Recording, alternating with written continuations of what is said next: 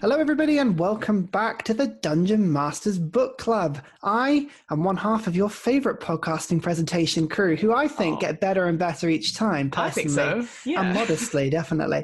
My name is Ryan, and I am joined here today by, who is it? It's Fiona. Oh, me? Oh my god, come on down. I didn't recognise you at first, and then I realised it's the same every week, and that's what got it for me. I'm so glad I've made it easy for you. How are you? You're right. I'm good, thank you. I'm good. I'm glad to be here talking about D&D. I've actually been reading a lot more stuff, I think, thanks to this podcast. I've actually been doing stuff for improvisation. I've been doing something called the Artist Way, which sounds pretentious as fuck. I mean, it sounds like deep and whimsical. What have you got to do to the Artist's Way? So it's about unblocking your creativity through a 12-week course. Through unblock your creativity tools. with a rigid training program. Yeah, I like it. But it is. I will say this: it is incredibly spiritual. So apparently, my gift comes from a higher power, and I should use my gift to get myself closer to divinity. But apparently, it doesn't have to be God; it's whatever I choose. But it is quite interesting to go, oh, you mean God? But you see, I was going to make some sort of reference to it being a creative laxative, but now that doesn't work at all because I don't think. It doesn't block. Really. It just says once you've unblocked, the flow will come through you. It does say that. So I mean, we've all had those sessions on the toilet that feel a bit like divinity, but honestly, that doesn't feel like where that's going. So that's interesting. I've been reading a lot more, I must say. Like it just in random bits and pieces. You guys and friends that we know got me the Eberron book recently, which has been quite interesting to go through because that's very different and very like it's not very normal D&D, very high magic tech and what would you call the typical dwarves and elves and stuff? It's like high fantasy, isn't it? Like it's the general. It doesn't feel like that. It feels a bit different, which is interesting. I would say steampunk-esque, perhaps, but maybe that's the wrong term. I don't know. I like that. That's really, really cool. But that's not what we're talking about today, is it? What are we talking about today, Fiona? Today, we are talking about possibly one of my favourite I say new races. It came out maybe a couple of years ago, but Tortles. Which feature quite heavily in what is known as the Tortle Package. Oh, I'll say that again. It's I like it. I think you got yourself across properly. That was brilliant. But just in case, why don't you go for it a second? I'll go for it again. So they feature in the Tortle Package, which is a D&D supplement, which is sort of an addition to one of the more recent adventure modules, Tomb of Annihilation. Very good. Tomb of Annihilation obviously was a purchased book, but the Tortle Package I think is free for anyone to download, isn't it? So you can donate money to receive it either on, I think it's DM's Guild or Drive for RPG, and the money goes to charity, essentially. They do a drive every year for something called Extra Life, and they do lots of streams and stuff, and this is sort of an addition thing to just enhance the experience of everything you want to know about in Chult, which is where Tomb of Annihilation is set. Well, there we go. That's way more wholesome than clearly the evil soul that I had that just dives immediately on free. Like, oh, what? Donate what you want? Great. That's. I mean, full transparency. I did send you the PDF, but I pay for it, so it's fine. Well, there we go. You see, between us, we're one half of a normal person. Exactly. So, Tortles. Tell me a bit about them. What have we got with these magnificent fellows? So, Tortles, interestingly, so. Obviously, in D&D, we think of humanoid races as sort of the basic sort of class ones, or certainly the free ones you can get in the free version of the rules. So you obviously have humans, you have elves, you have dwarves, and there's another one. I don't think tieflings are there. So those are the sort of main three you would probably see, or they are sort of the more... what's the word? They are sort of more prolific, I guess, races that you will see in different worlds. And then recently, in the last couple of years, certainly I'm sure they've had it in previous editions, and I know they do have it in Pathfinder as well, but more and more sort of customizable, non-humanoid races have sort of come up. So obviously you have like stuff like the Tabaxi, the Aarakocra, tieflings. Obviously everyone knows about tieflings. Yeah, they're a bit more sort of devilish humanoids, I would say. And then Tortles, sort of a latest addition, or one of the newer additions to it, obviously with the release of the new, was it the Odyssey to Theros book, there was a few more Minotaurs and Satyrs and all that sort of thing. But Tortles, I find really, really interesting because to me, obviously, when you look at a turtle or a tortoise in general, they don't necessarily look like an adventurer. So to see like almost one that is 6 feet tall and has like what is described as they love adventuring. And actually, as I was reading through it, what I find really interesting is that when you think of an RPG in general, when you're creating a backstory, if you're like playing Fable or Dragon Age or anything like that, you can sort of customize your backstory. Often what people tend to go for is like an orphan backstory. It's like, I have no parents, they were killed and it was dreadful, I will avenge them. So you don't have these sort of ties to it. And a lot of D&D edgelord strategy, I think. Exactly. So because then it means you don't have any personal ties at the beginning, or you have a vengeance quest to go on.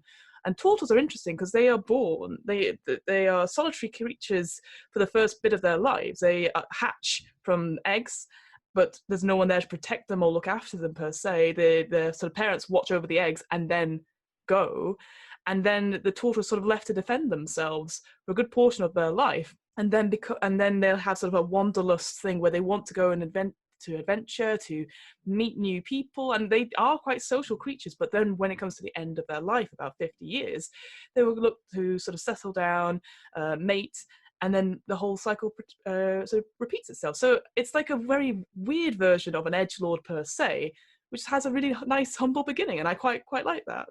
Yeah, we were talking last time about how a lot of the stuff that Wizards of the Coast and D&D put out is always more focused on the bad guys, the evil things. So when we were talking about dragons, evil dragons get a lot more attention than good dragons, and that's the case throughout the whole thing.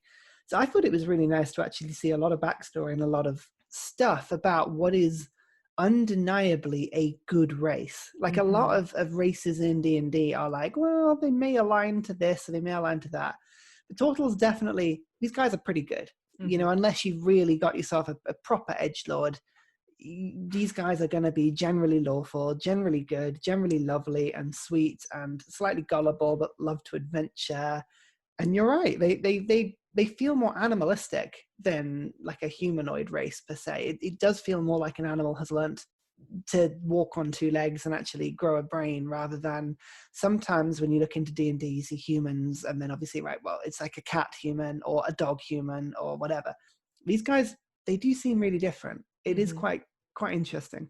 And like the other thing as well, which is obviously a big thing with tortoises, that they have natural armor. They have this big shell, and it's basically that's all they ever need. They don't mind going into taverns and staying there, but they're very happy to have their own sort of camp and settlements and stuff like that, but always keep moving. They're not like tied to one place until it sort of comes to the end of their life, which I thought was like, that's really cool. Like, again, It's really ties into that sort of like they're ready to go on an adventure and nothing's holding them back. It's just sort of inherent in their nature. And they are like sort of little walking survival chambers, aren't they? They can go wherever they want, put up sort of home wherever they want. Yeah, they are very cool in that way. Yeah, I was just reading here, like natural armor is a base of AC 17, and then if they go into shell defense, which is obviously retreat into it, that's an extra +4, so 21, which is great. It is amazing. Like the inner DM min-maxer sort of mathematician in my head looks at that natural armor and thinks, oh my god, you could make some hilarious builds with that. If you had somebody like a wizard Tortle with the shield spell, or if you had, I'm thinking of, we've got somebody in our campaign, Sam's character Blue, who is a sword of valor, a school of swords bard, yes, mixed with a sorcerer, yes, so can use defensive flourishes and also shields. Like you could get ridiculous AC with a character like that. It's really interesting, and specifically says you can't use dexterity. I would have thought when I was looking through these stats, they're one of these races that has, and I've always seen this as a little bit of a bit of a letdown. They've got the claws, which does a whopping 1d4 damage, which you kind of makes it like, well, anyone can just have a knife. Do you know what I mean? They just strap the daggers to their paws, essentially, at Wolverine. Like exactly. But they have a base walking speed of 30 feet, which I thought was quite high, and they don't have a swim speed, which I thought was really interesting as well. Yeah, no, I was about to mention about the walking speed, because I think I think when they originally, and I'm going to be corrected on this, I'm sure, when they originally came out, they had a much slower walking speed, because obviously, like, well, it's just a turtle, or it's just a tortoise, which are historically or stereotypically slow. So instantly I was like, wait, so their walking speed is not reduced. That's great. Like that for me is like, because I think that would be the thing. It's like, well, surely with lots of heavy armor and stuff, then they'll be a bit slower. And yeah, like you said, the armor as well, like that's not necessarily a disadvantage to stealth, which is hooray. That is a good point. Yeah, no stealth disadvantage. But yeah, no swim speed, which is, I guess it's just to make sure that they're not super overpowered, I guess. That's the only thing. But they can hold their breath underwater. Well, there we go. So. And that, I've never actually been in a campaign where holding the breath has been super important. It's one of those things that you can overcome with a spell quite early level, if you're a druid or a wizard or something along those lines. And it feels like one of those things where, yeah, I don't know. I think you can hold your breath for a few minutes in D&D, can't you, without taking damage? So yeah, something to do with your constitution. Yeah, you could think of some way to bring that in, I'm sure. But they're certainly interesting, and I do think that the AC and the sort of improvements they get, anything with strength increased by 2 always leads to some interesting builds. I think they seem really interesting. Tell me a little bit more about the adventuring side of things. I mean, I was reading through it, and it this wanderlust that kicks in, like it gives a sort of a really strange and quite perfectly suited way to approach D&D, I think, isn't it? If you've got a character that just has this sense of adventure. Yeah, and actually, I think the whole sort of package as well. When I was reading through it the first couple of times, I was like, this actually makes a good sort of set. So you've got people who would be playing Tortles perhaps at the beginning of the adventure, like, you know, they've got enough to sort of get by, but also this whole sort of their homeland essentially it's called, I'm going to get this wrong, it's called like the Snout of Omar. It's this whole island place, which to me, like, it's got a bit of everything. This whole sort of package. It's got, you know, it's got a big temple adventure. You can plop your players in for a bit. You've got a Hoi Hoi, which frankly is the best settlement name.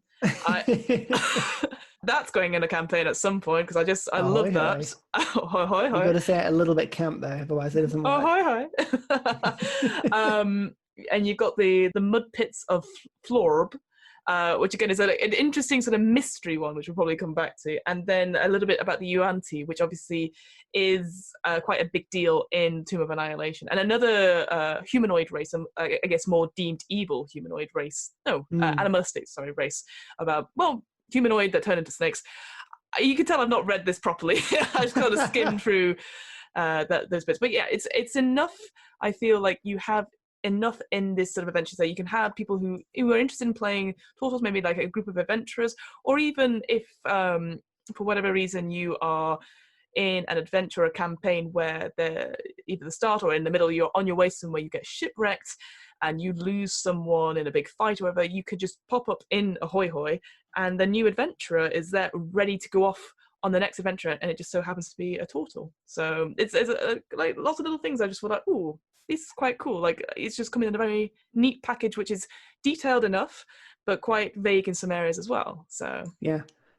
No, the package it's interesting because I was reading through. Obviously, it starts with the stats of the character, and you've also got all these places and a little bit of lore. This feels very much like a little one shot. I guess something to put into a campaign. It's not a fleshed out adventure. No. I think you'd struggle to run a campaign off this, but it definitely is enough information for you to, as you say, just to put the settlement into a wider campaign, and suddenly everything sort of gets put in. It's also quite low level as well, so quite good for people to get into at a lower level, which definitely helps. Yeah, I feel like the main part of the package revolves around this sort of temple, the Typhoon Temple, and there's a bit of history about there was a shipwreck with a cleric of, is it Umberlee? Some sort of horrible sea goddess, and for whatever reason Tortles are like, this sounds really good, we'll build a temple to her.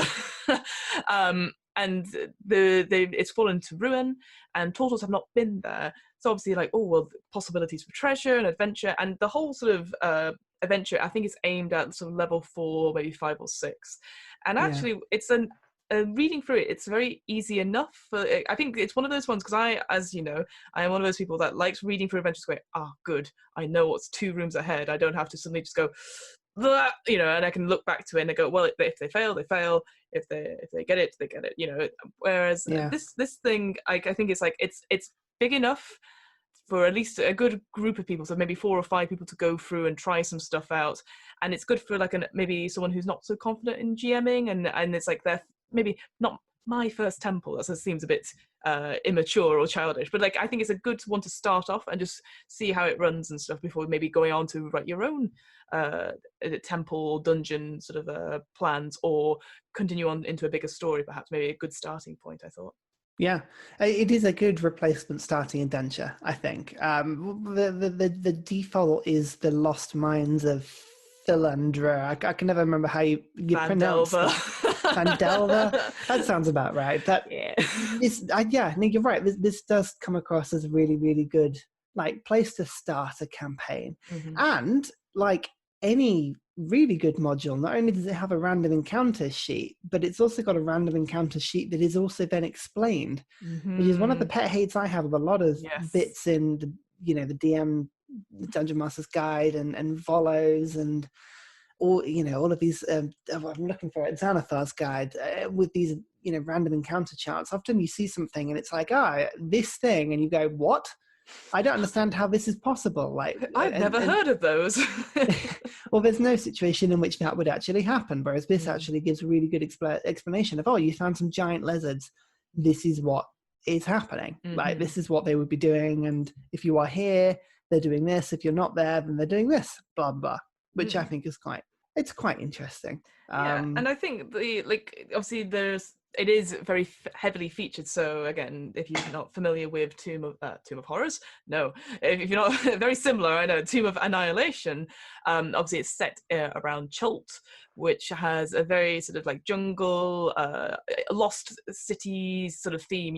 Going into these dungeons and stuff. So a lot of the encounters you'll experience will be in rainforests and jungles, with the odd dinosaur or two. And so there's actually some really interesting encounters in this. I picked up, there's obviously some flail snails, geonids, which essentially are like geodudes when I was looking at the image. Various dinosaurs, the really cute one, the Almiraja, I don't know, it's a rabbit with a horn on it, like a unicorn, and it looks super bloody cute. It definitely is. So let's paint the picture of this island then, and what this sort of little module gives you. So we talked about the Tortles and their settlement on Ahoy Hoy, but the snout of Omgar, and again, pronounce that as you want, the snout of Omgar. This thing, I'm looking at the map, it's probably, give it about 50 miles high by about 30 miles long. So it's a pretty big if you are aware of the British Isles, it's about 10 of Jersey or Guernsey, if that gives you any reference. I don't know. Again, size is not my thing. It's like, I get that now. Yeah.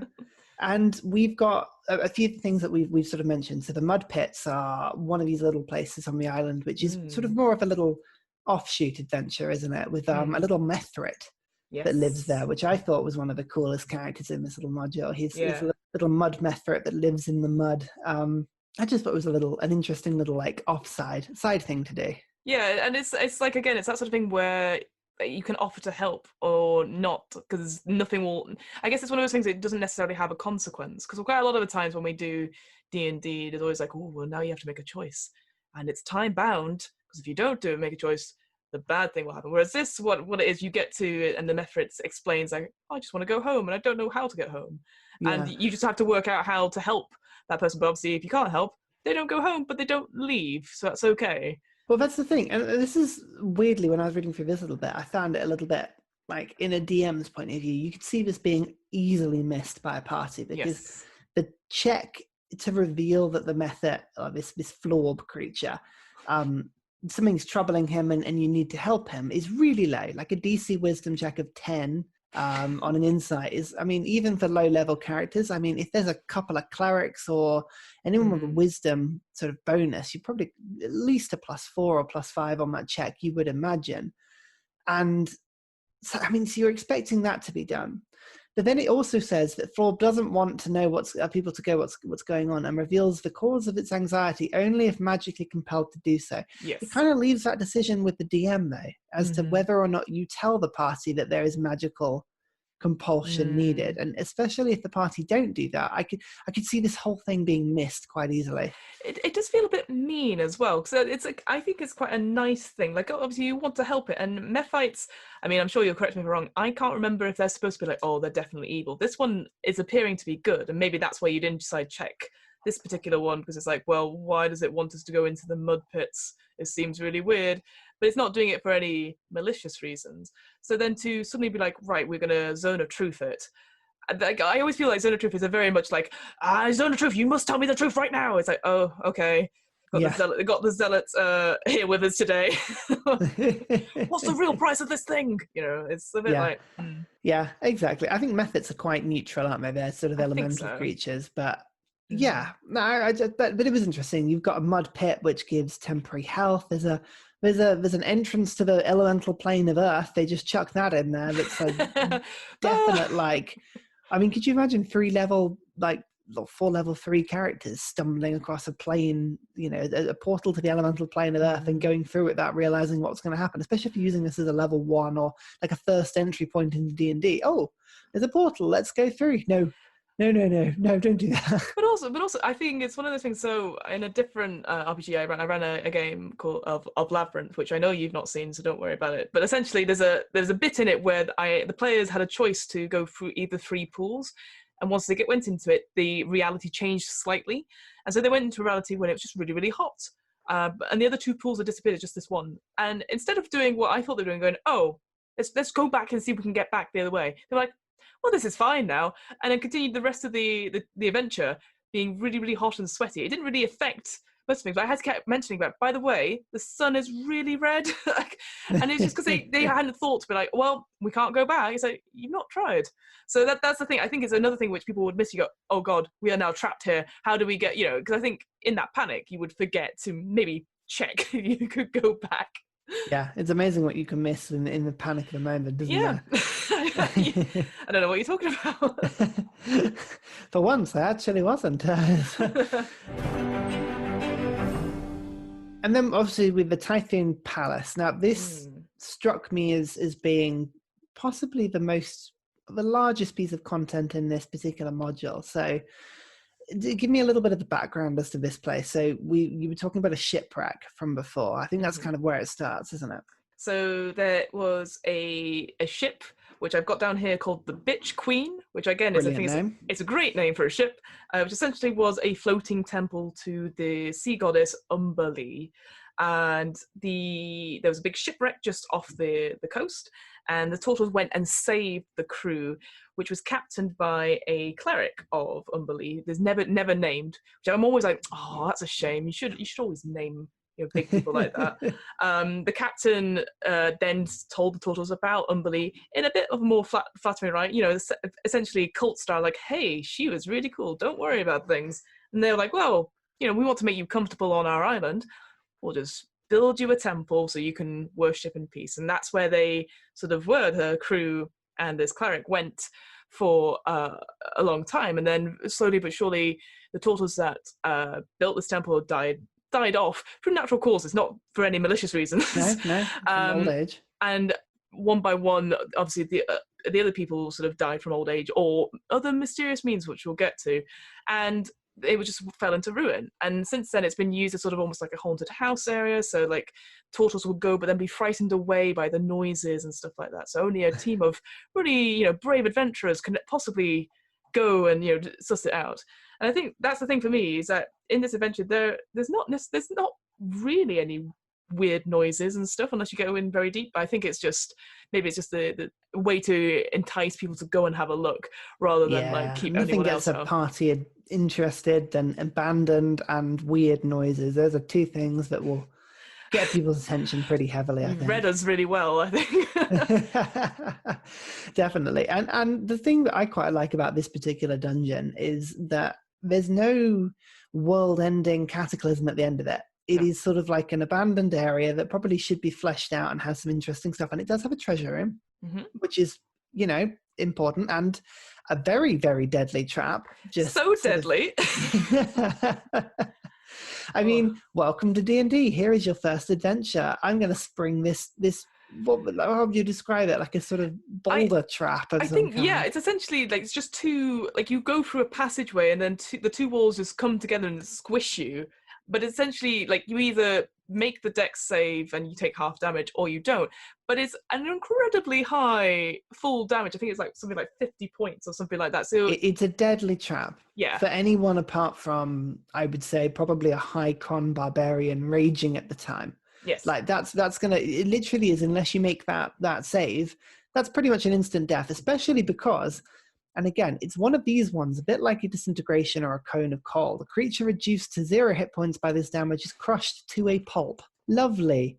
That's really, really good. And the DC 13 dex save is not like an easy one to avoid as well. Like at third level, I mean, a dex save for most characters is going to be in between the +1 to +3 category. So, I mean, that's tough. It is really tough. I mean, it is trying to prevent people from coming into the treasure room. So, I mean, it's that sort of thing where you like have to balance, are you going to be that person that keeps people out? Or, oh, it's been a couple of years, I'm sure they can get in. I think that's the way you're playing it. But I agree, sometimes I can imagine me being very unlucky in this one and going, shit, and then squished and dead.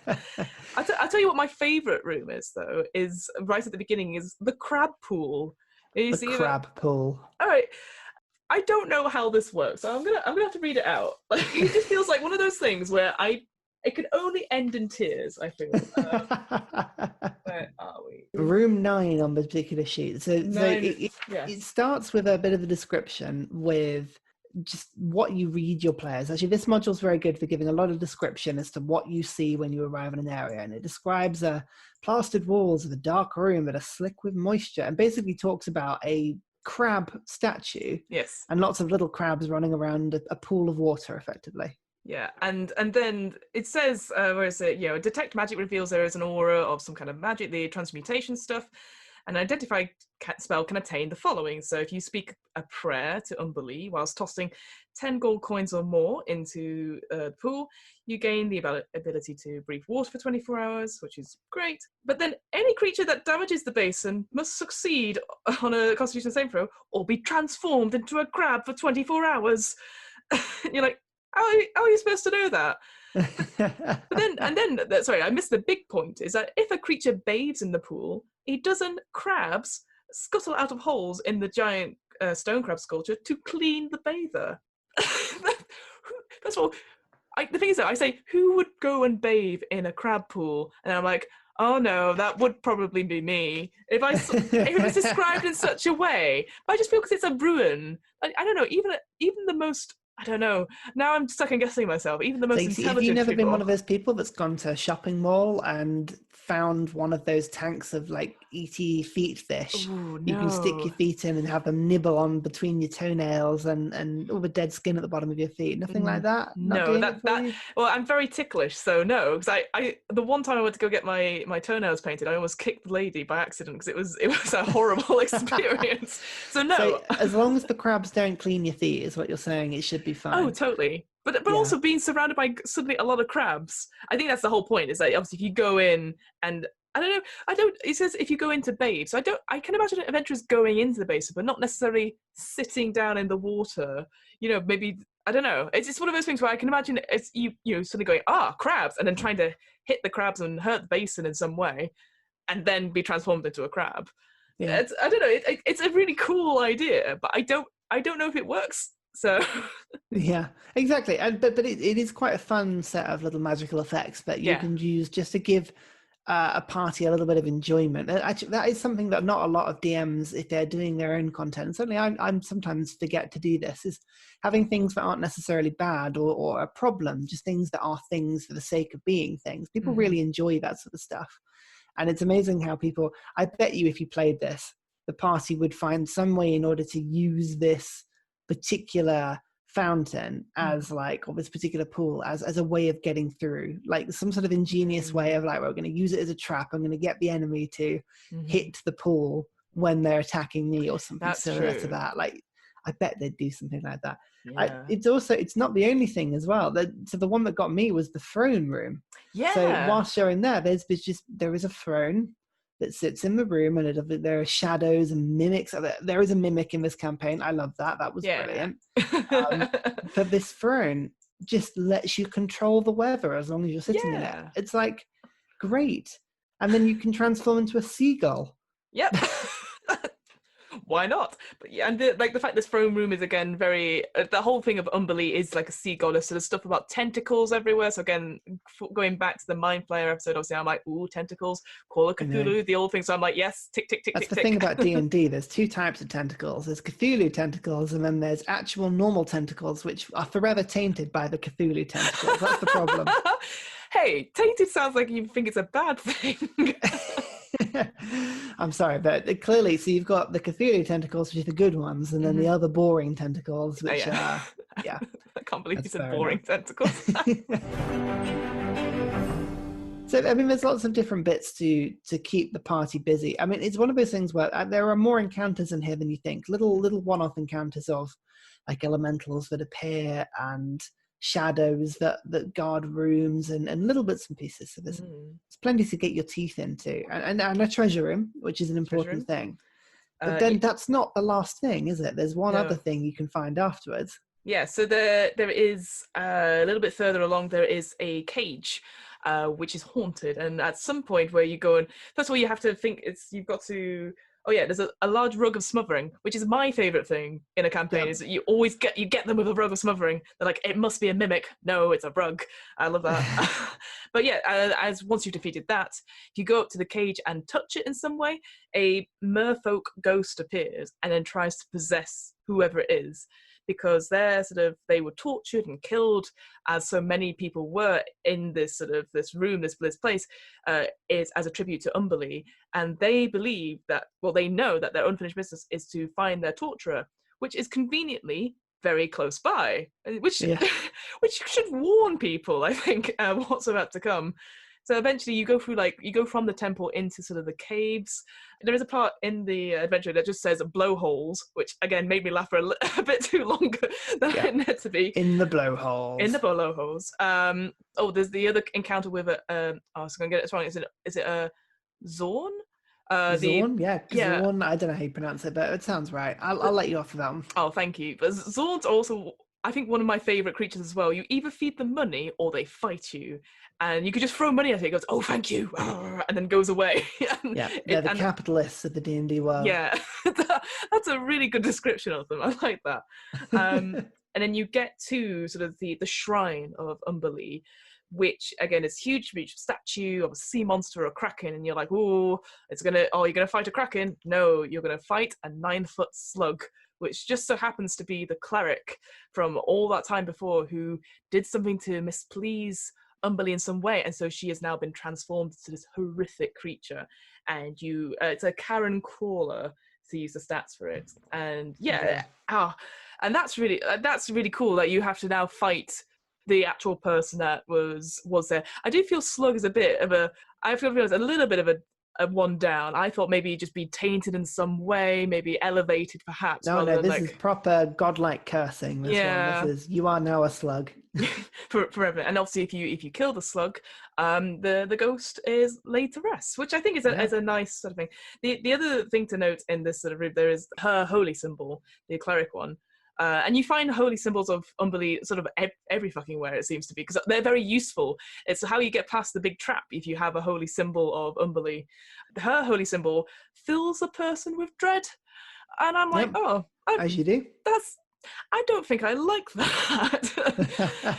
Why would I wear a necklace that makes me feel full with dreads? But again, so it sort of ends like that. Like you obviously fight what was the former cleric, and I think there's some other creatures in there as well, just to sort of. And then once that's done, the ghost is released, and that's kind of it. You're free to have a look at the scrying pool that's there. There's some keys and stuff, and just basically get the treasure. Essentially, I think that's sort of the final boss room. Essentially, it is. I mean, for me, I just can't get over the fact the giant slug can cast guiding bolt and spiritual weapon. I mean, that's not a slug that I know. That's not a slug I want to step on a path in a forest late at Oh, night when could you imagine? it's just been raining. They were coming across the path. You're like, oh, I don't want to step on you. And guiding bolt. Oh, shit. Ah, I'm sorry. I'm I sorry. didn't mean to go there. But I think it is good fun. It describes it as level 3s may need a couple of days to go through it all. I mean, anything above level 4 can probably do it in one adventuring day. And I think that's probably it's not far off. There's lots of places to rest. There's no time pressure, which I guess is the main reason that you would normally be rushing through something. There's no random encounters per se in the temple itself, which I think is also No. quite helpful. No, and conveniently, none of the creatures in each of the rooms are going to be startled and then run through to other rooms. Whenever you get these modularized encounters like this one, where it's like, here's a map and everything's segmented into like, here's area 1, area 2, area 3. The ones that I can never get my head around are when it's like, you're in area 12. If you do this and this person hasn't left this area and this person hasn't left that area, they will come from this area through to this area. And you're reading it and going, I'm sorry, what the hell is going on? Absolutely. This doesn't make any sense. That this one seems to be quite compartmentalized. Like it is little bits. Yeah, I totally agree. Sometimes I'll look at some modules, like certainly to one of the early ones I used to run was the Sunless Citadel, which is essentially it's just 2 layers of a dungeon, but there are so many rooms. And again, like you said, like if you alert the guards in one room, they run through, and then guards in areas 7, 8, 9 will come and join them, and you're like, oh god, it's a lot to prep. Whereas this, obviously, it's mostly one level. There's obviously a few bits and pieces depending on the caves. But I think the other thing as well is that if you're worried as a new GM, what I would do, like if you read this through and you're worried you're going to forget a room, just highlight the more important rooms that they have to hit. And as long as you include those, like you say, oh, and you miss out on the map, because that's the other thing. Normally players will draw a map if you're describing stuff. You might not be able to share the map with them because you don't want to keep stuff as a surprise. But if you miss out a room, it's not the end of the world. They just might miss some cool treasure or an encounter, and you shouldn't let that worry you. So I think that's my thing, is that if you find it a bit overwhelming, even this one, just take out a couple of the rooms, the non-essential rooms, essentially. Yeah, that's easy enough to do, actually. But keep the crab room, because you want to see how if that plays out. Pain of death. Just thinking more about the snout of Omgar again. Any other sort of favorite parts that struck you? I mean, I'm just thinking about what else it's got. It's got cave systems. It's got Yuntai, which has a demi-plane to some snake god, which you don't want to go anywhere near.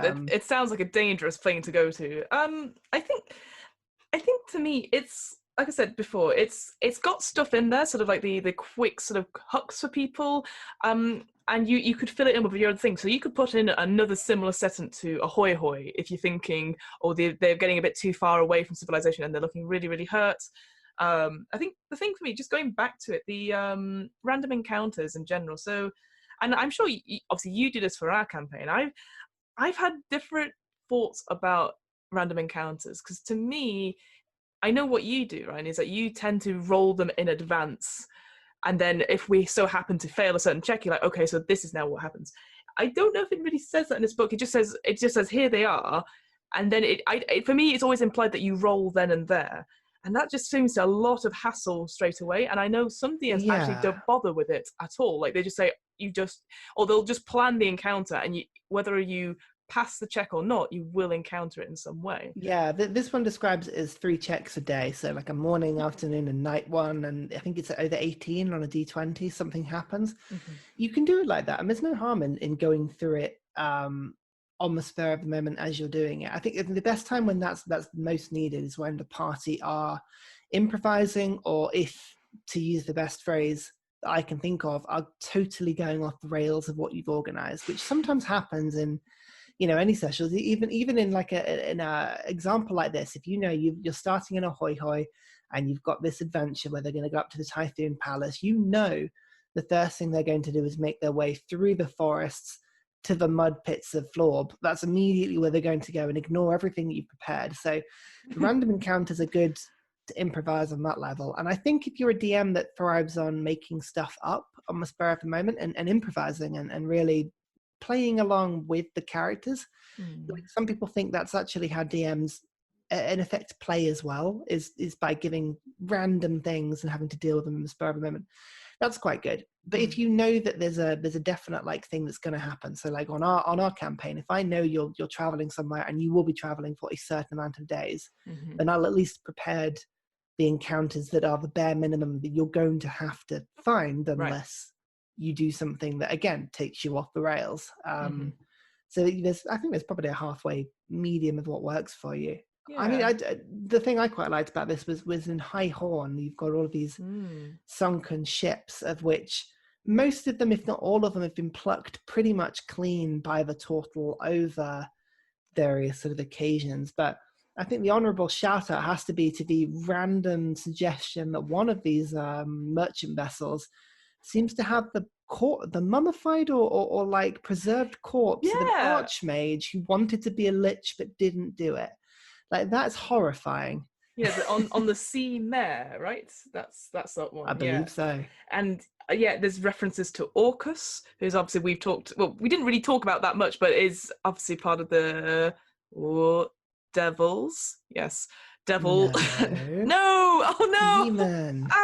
Demon Fiona, honestly. I'm gonna have to go back and listen to that bloody the Demon Lord of Undeath. I mean, God. My bad. So that's then that makes a lot more sense. So Demon Lord of Undeath. So the captain pledged her soul to this demon, and there's now a wight that guards the cargo. So you're like, oh, gotta deal with that. But again, it's that sort of thing. It's like, would that ever come up in conversation?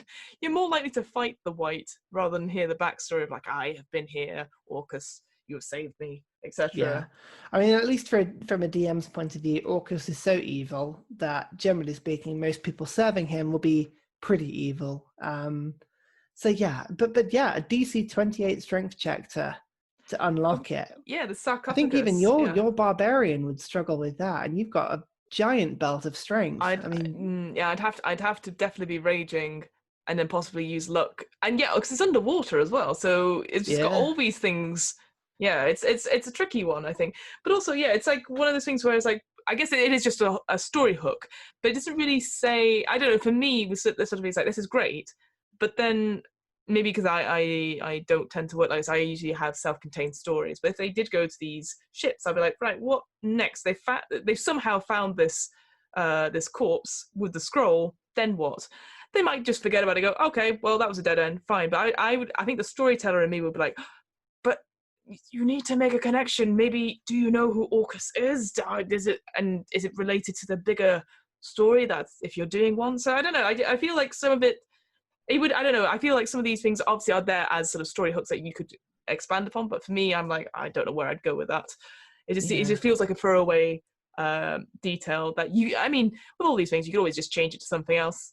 It doesn't have to have that bit of a backstory. I just feel Orcus is such one of those like sort of name-dropping things. You're like, by the way, Orcus was here, and you're like, oh. And like for me, I'd be like, oh. Sorry? Yeah, exactly. Exactly. I like a sunken ship. To me, that's always good fun. It's very Sea of Thieves, really, isn't it? Oh yeah, definitely. Very. Yeah, I love that. And I think the Chult and this sort of area of the D&D world, I do like that sort of high seas, jungle, warm, Caribbean-esque sort of with dinosaurs, which I think is always a good thing. Make it better. Add a dinosaur. Well, exactly. That quickly just runs me back onto, so in Tomb of Annihilation, some of the guides that help you through the jungle are Tortles, and in this supplement it gives you 3 examples of different NPCs or minor characters who are Tortles. One of them does have a dinosaur. Yep. And you're like, okay, well, bring that along, I guess, for the ride. But what's nice is that I think it's a good starting point. If you weren't sure about, like, if you wanted a guide, certainly you'd think that maybe the adventurers would hire someone if they could, rather than just flesh it out themselves. Or certainly if they've struggled with encounters, like maybe we need someone just to show us the way a little bit more. You don't have to use the ones necessarily in the guide, but it gives you ideas like, okay, so Tortles, obviously, they don't like going underground. They like to be in places where they can see the sun or the moon or both. That's like their ideal. You can have grumpy ones. You can have ones that have, dinosaurs or a bit naive perhaps, but like we said before, they're mostly good. And that's what I quite like, is like they're not going to try and trick you or lead you places. They may be scared, they may be a bit cowardly, they may be sarcastic and grumpy, but ultimately they are good of heart, which again goes back to like, Tortles are just really nice. They are. They're really, really sweet. Was there anything about this module that you didn't like? Anything that sticks with you that just was out of place or could be improved, or maybe you change if you were running this yourself? See, I thought about this long and hard. I guess, like I said, the only thing maybe I'd change is, I don't know. So the thing it says about the random encounters, sorry to go back to that, but it talks about, like, by the way, these random encounters, they're not aimed at a particular level. The characters can have a choice to run and hide or use the creatures as a distraction, which I thought was quite a good idea. But I feel like, knowing the kind of adventurers I've played and have DM'd for, they tend, or hearing stories recently, people just tend to fight because I think this is what we need to do. We need to fight these creatures, and I don't know. I just feel like maybe I would, like we were saying before, like, predetermine the first couple of encounters regardless of the roles. Like, if I knew they were going to do at least 2 encounters on the way to, say, the temple, I would probably pick them, maybe one being more of a social encounter and one being more a more difficult high level one, depending on certain things, rather than roll for it. But that I think that's just me per se. But otherwise, I thought it was decent enough. But again, maybe it's just me. It's like, because I quite like just the vague, it's detailed but also vague, so you can do your own things. But I mean, what about you? I always struggle with the sort of one-off aspect of it. I think I would be trying to in some way connect it to a wider world, or to have some sort of bigger reason why adventurers would be here in the first place. I mean, one of the sort of entries to the island was given as, oh, there's a shipwreck, and it's sort of like, okay, that's fine, but that's a bit of a derailing thing. If you were in a long campaign, you're like, oh, you're on this trip, oh no, your ship is here, like shipwrecked, and now there's a 5-session tangent where we go off and do this sort of thing. I think that's one thing I always have to try and work off. And I have a particular hatred of flail snails. I'm putting it out there. Why? I think they're great. Stupid monster. What? Oh no! I think they're brilliant. No. They remind me of, again, I can't remember the ugly Pokemon, but they remind me of the ugly Pokemon, like the one that with fire and stuff. That's how I see them. With fire? No. I have no idea what you're talking about. Oh, I'm old gonna have or new? Oh, I think it's old. I'm going to Google it very quickly. But why don't you like flail snails? Because they're stupid. That's why I don't like them. It's just a gut instinct that tells me they're stupid. I'm shocked. I'm intrigued to see if people would be agreeing or not agreeing, but I strongly suspect I'm not on the, the big opinion of that one, the winning side of that. But there we go.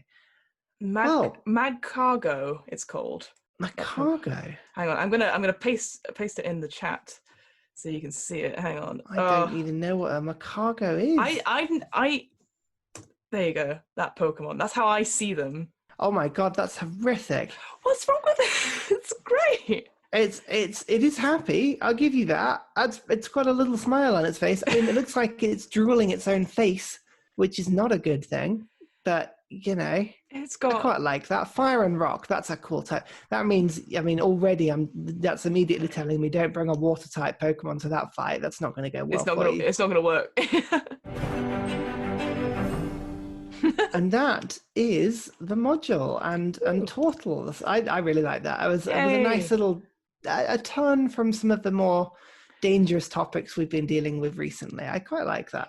Good. So, what's next then, Ryan? What's next on the agenda? Well, you know me. I look at all of this low-level friendly stuff and I say, tough.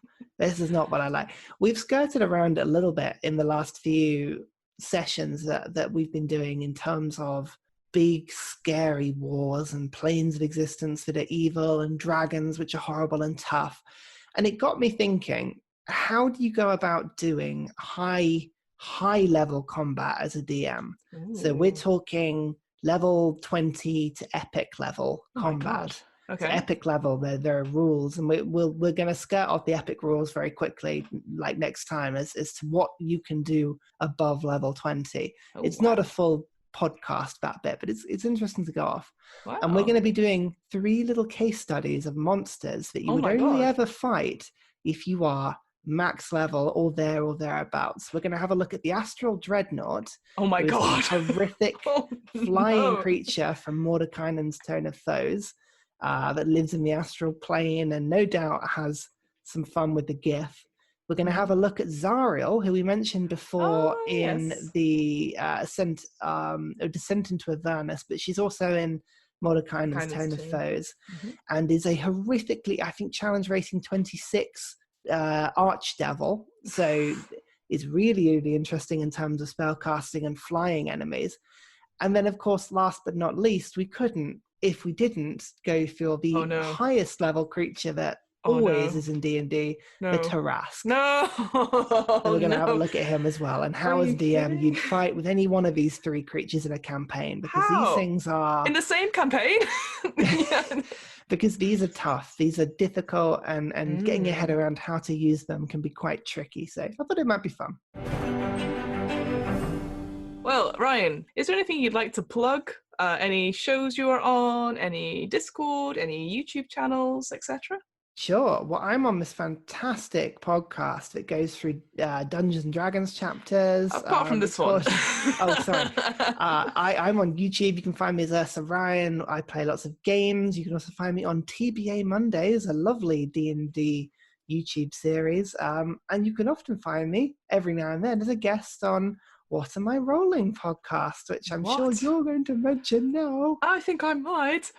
So yes, I run the What Am I Rolling podcast, which is a twice monthly RPG one-shot podcast.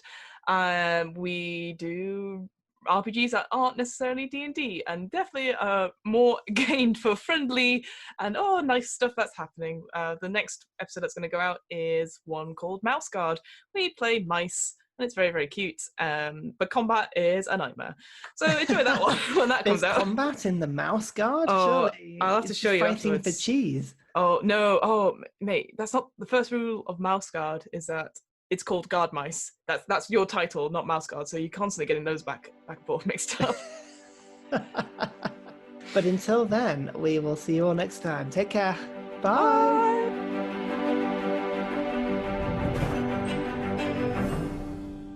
What's wrong with flail snails, Ryan? Like, they're great.